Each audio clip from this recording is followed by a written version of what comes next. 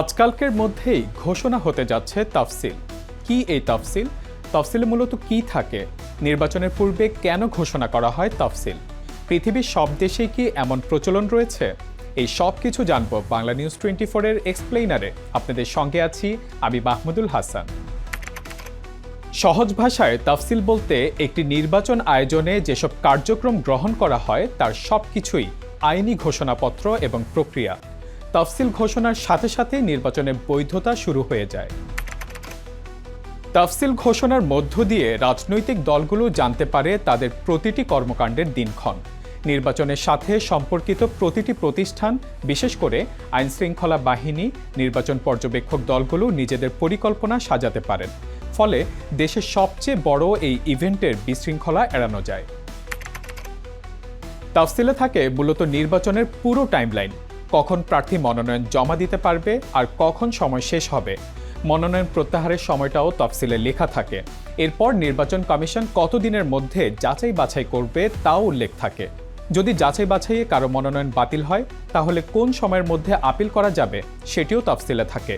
নির্বাচনে কারা চূড়ান্তভাবে প্রার্থী হিসেবে থাকছেন সেই তালিকা কবে প্রকাশ হবে আর কখন ছাপানো হবে, এই সব কিছু থাকে তফসিলে। স্বতন্ত্র এবং দলীয় প্রতীক বরাদ্দ দেওয়া হয়, যা প্রচারণা শুরু করার জন্য অত্যন্ত গুরুত্বপূর্ণ। নির্বাচনী প্রচারণা কখন থেকে শুরু হবে আর কতদিন চলবে সেটি উল্লেখ থাকে। নির্বাচন কোন তারিখে হবে, ভোট কখন শুরু হবে আর কখন শেষ হবে তাও স্পষ্ট করে লেখা থাকে। ভোট শেষে গণনা কোথায় এবং কিভাবে হবে সেটাও বলা থাকে তফসিলেই। এক কথায়, নির্বাচনের দিনক্ষণ থেকে ভোটের ফল প্রকাশ, এই পুরো ক্যালেন্ডারটাই হচ্ছে তফসিল। পৃথিবীর সব দেশেই নির্বাচনী তফসিল ঘোষণা করা হয় না। নির্বাচনী ক্যালেন্ডার থাকলেও দক্ষিণ এশিয়ার মতো এত দিনক্ষণ প্রকাশ করা হয় না। দক্ষিণ এশিয়ায়, বিশেষ করে বাংলাদেশ, ভারত, পাকিস্তানে নির্বাচন নিয়ে ব্যাপক উত্তেজনা কাজ করে। তাফসিল ঘোষণার মধ্য দিয়েই নির্বাচন কমিশন কার্যত দেশ পরিচালনার ক্ষমতা লাভ করে। তফসিল ঘোষণার মাধ্যমে মূলত নির্বাচনী কার্যক্রম শুরু হয়ে যায়। দলগুলো নিজ নিজ প্রতীকে প্রচারণা শুরু করে। আইনশৃঙ্খলা বাহিনী নির্বাচন পরিবেশ বজায় রাখতে সর্বদা কাজ করে।